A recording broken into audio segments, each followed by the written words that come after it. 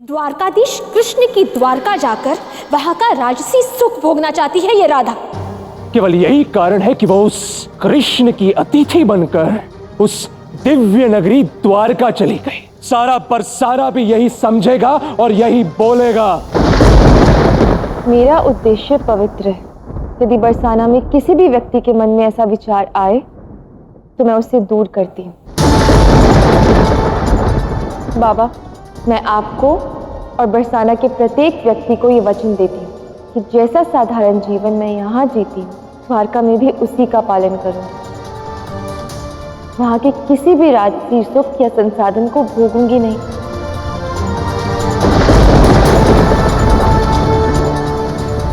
सच में राधा, प्रजा के प्रति तुम्हारी निष्ठा, तुम्हारा कर्तव्य अतुल्य है।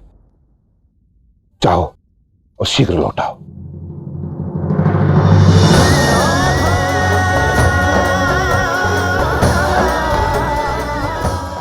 मेरी राधा आ रही है।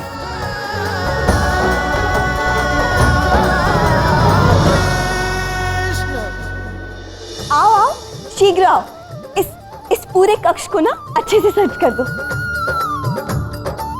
तुम ना इस तरफ के दिए जला दो, ठीक है? और तुम इस तरफ एक कोमल सी शैया लगवा दो। और तुम इस तरफ ना एक आसन लगवा दो। और हाँ, सारे राजसी आभूषण और वस्त्र सब कुछ व्यवस्थित कर दो। और झूला, राधा को ना झूला अति प्रिय है, तो इस तरफ ना एक सुंदर सा झूला भी लगवा दो।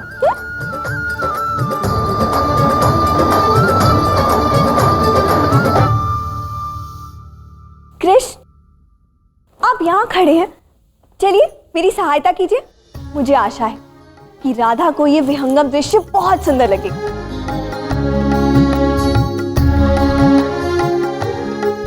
आप हंस क्यों रहे हैं? इसमें हंसने की क्या बात है? मैं जब राधा के यहाँ गई थी ना, तो उसने भी मेरा बहुत ध्यान रखा था। इसलिए जब वो यहाँ आएगी ना, मैं भी उसका राजसी स्वागत और सत्कार करूंगी। अच्छा, अब चलिए आप बताइए कि मैं उसके लिए और क्या क्या कर सकती हूँ। कुछ भी नहीं।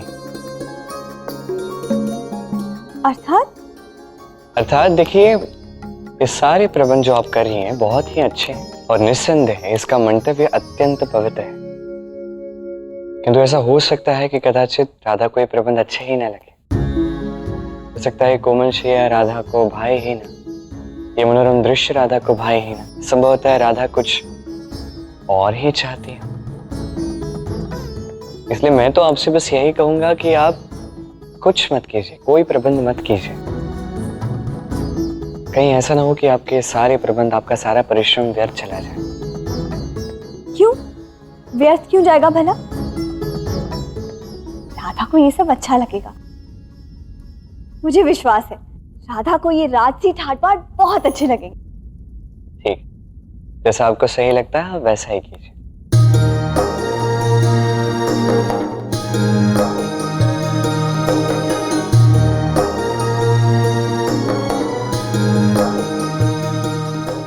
आपका मन कितना पवित्र है रुक्मिणी। बस वो एक ही इच्छा है जो आपके मन को व्याकुल करती जा रही है। आप सबके समक्ष पूरा प्रयास कर रही हैं कि ये सिद्ध कर सके कि कृष्ण इस संसार में सबसे अधिक प्रेम आप ही से करता है। किंतु प्रेम का एक छोटा सा सत्य है रुक्मिणी, प्रेम में प्रमाण की कोई आवश्यकता नहीं होती।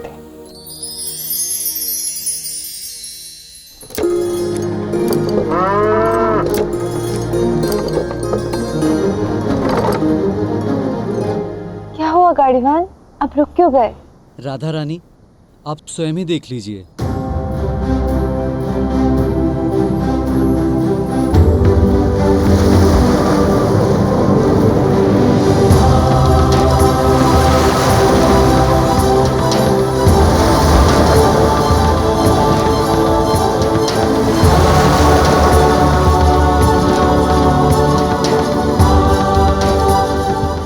कृष्ण ने कितना भव्य निर्माण किया है, अद्भुत।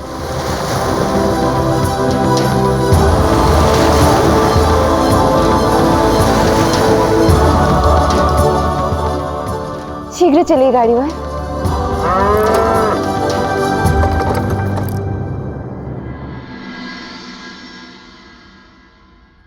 क्या हुआ खाना बुलवाया तुमने मुझे? ये तो बात क्या है ना कि हर प्रातः उठने के पश्चात मुझे ये दृश्य दिखता ही है। ये रसोई गृह, ये गोदाम, ये कक्ष, और ये ना थोड़ा अव्यवस्थित है, तो इसे ठीक कर दीजिए ना, साफ कर दीजिए इसे। तो तुम वहां देखते ही क्यों हो? उस ओर देखो ना, कहीं और देखो। तुम्हें यहीं देखने की आवश्यकता क्या है? प्रातः प्रातः तुम मुझसे अब ऐसे व्यर्थ कार्य करवाओगे खाना? आप इधर आइए, मैं आपको दिखा। इधर आओ, इधर। अब मेरे स्थान पर खड़े होकर ना आप सामने देखिए। अपने आप ध्यान वहां जाता है नहीं जाता है बताइए मुझे। तो यहाँ देखिए, आप वहां देखिए मत, यहाँ देखिए, किंतु वहां आपका ध्यान जाए, अपने आप वहां देखोगे। देखा देखा, मैंने कहा था नहीं, वापस देखिए, वापस देखिए, वापस वहां देखिए। देखो, वापस देख रहे हो आप। क्या खाना तुम बार बार कहोगे वहां मत देखो, वहां मत देखो, तो ध्यान तो वहीं जाएगा ना। नहीं नहीं नहीं नहीं, इस कारण से आप वहां नहीं देख रहे हो। आप देख रहे हो क्योंकि वो स्थान अव्यवस्थित है। मान लीजिए, और अब किसी कहकर वो साफ करवा दीजिए ना, था हो सकता है किसी के रहने काम आए। क्या कह रहे हो तुम? रसोई घर में भला कोई रहेगा क्यों? वहां भोजन बनता है ना खाना।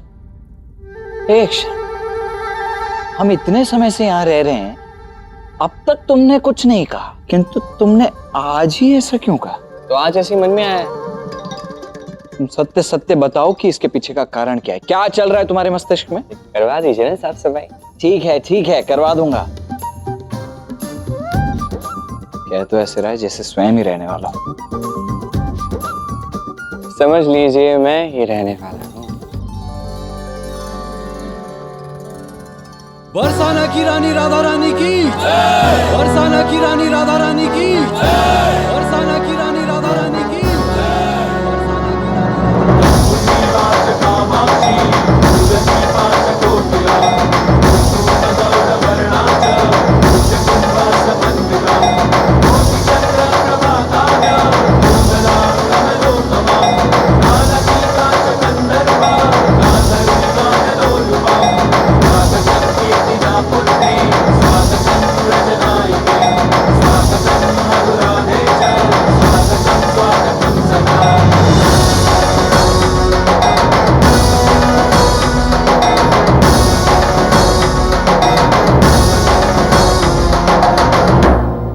यहाँ आने के लिए बहुत बहुत धन्यवाद। द्वारका में तुम्हारा स्वागत है। धन्यवाद। कैसी हो राधा? बहुत अच्छी हूँ दाऊ, और आपसे मिलकर और भी प्रसन्न हूँ। अच्छा आओ राधा, मैं तुम्हें सबसे मिलवा दूं। राधा, ये कृष्ण की माता देवकी है। खुश रहो। आपके विषय में बहुत सुना है और आपसे मिलकर बहुत अच्छा लगा। ये बात तो मुझे तुमसे कहनी चाहिए राधा, क्योंकि कृष्ण से और अन्य लोगों से तुम्हारे विषय में सिर्फ अच्छी बातें ही सुनी है, और आज तुमसे मिलकर मुझे बहुत हर्ष हो रहा है। और ये हैं कृष्ण के नाना श्री उग्रसेन जी। बस बस राधा, इतनी कम आयु में भी तुमने बरसाना का कार्यभार इतनी अच्छी तरह से संभाल रखा है।